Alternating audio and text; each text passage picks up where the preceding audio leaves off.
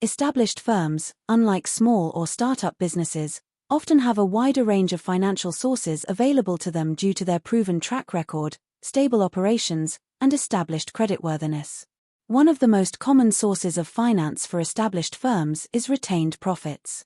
Retained profits are earnings that a company has kept aside after paying dividends to shareholders. These funds can be reinvested into the business to finance new projects, upgrade equipment, or expand operations without the need to take on additional debt. For example, a successful manufacturing firm might use its retained profits to purchase new machinery, enhancing production capacity and efficiency. Using retained profits is a highly desirable option because it involves no borrowing costs and keeps the company in full control of its finances. Another important source of finance for established firms is their fixed assets. Fixed assets refer to long-term assets such as property, equipment, and machinery. Firms can either sell these assets to generate funds or use them as collateral for securing loans. For instance, a retail business might sell an old warehouse that is no longer in use to free up capital for investment in a more strategically located facility. Alternatively, a firm might take out a loan against a valuable asset like office buildings or manufacturing equipment, allowing them to access funds without having to sell the asset outright. New share issues are another key source of finance for larger, established firms. A company can raise substantial amounts of capital by issuing new shares to the public or existing shareholders. This is particularly useful when a business is looking to expand rapidly or undertake large-scale projects. By selling shares, firms can raise finance without incurring debt or paying interest. However, this also means that ownership of the company is diluted, as new shareholders gain a stake in the business. For example, a tech company looking to invest heavily in research and development might issue new shares to raise the necessary funds. This method is often used by companies listed on the stock exchange, but it is less common among smaller, privately owned firms. Finance can generally be divided into two main categories: internal and external. Internal finance refers to funds that come from within the business itself. In addition to retained profits, internal finance may include personal or business savings, which the owners of the firm can inject into the company when necessary. Another form of internal finance is selling fixed assets, such as equipment or property that is no longer needed, to raise money. Internal finance is often the first option firms consider because it does not involve borrowing from outside parties and, therefore, carries no interest payments or debt obligations. External finance, on the other hand, involves raising funds from outside the business. This can take several forms, including bank loans, overdrafts, and mortgages. Bank loans are a common source of external finance for established firms, as banks are more willing to lend to businesses with a proven track record of success.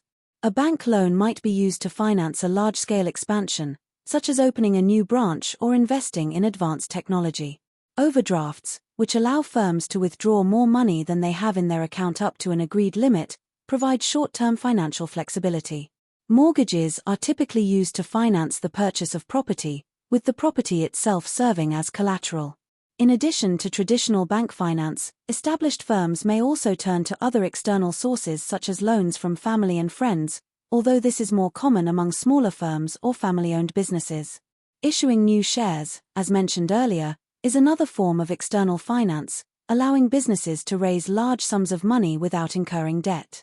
Trade credit, which allows firms to purchase goods or services and pay for them later, is an important source of short-term finance, particularly for firms that need to manage cash flow between buying stock and receiving payment from customers. Government grants can also provide a valuable source of finance, especially for firms engaged in research, innovation, or projects that align with governmental priorities, such as sustainability or job creation. Another form of external finance available to established firms is hire purchase, which allows businesses to acquire assets by paying in installments over time.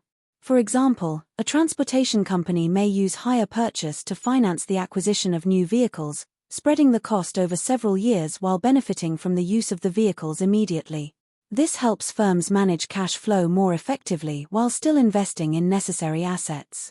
Several factors influence the choice of finance that an established firm may opt for. The first is the size and type of company.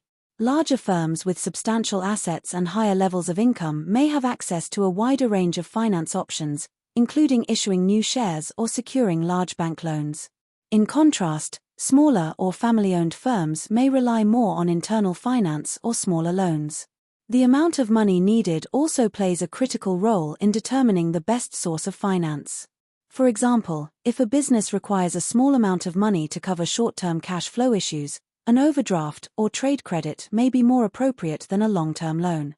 The length of time for which the finance is needed is another key consideration.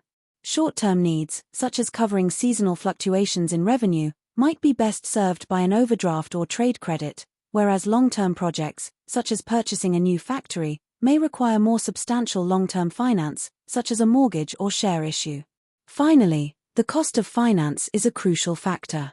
Different sources of finance come with varying costs, such as interest rates on loans, fees for issuing shares, or the potential loss of ownership when raising capital through equity. Firms must carefully consider the costs associated with each option. For instance, while issuing new shares may seem like an attractive way to raise large sums of money without taking on debt, it could lead to a loss of control for the original owners as more shareholders gain influence over the business. In conclusion, established firms have access to a wide range of internal and external sources of finance, each with its advantages and drawbacks. The choice of finance depends on factors such as the size of the company, the amount of money required, the time period for which finance is needed, and the cost of obtaining it. By carefully weighing these factors, firms can ensure they select the most appropriate form of finance for their needs, supporting both their day-to-day operations and long-term growth.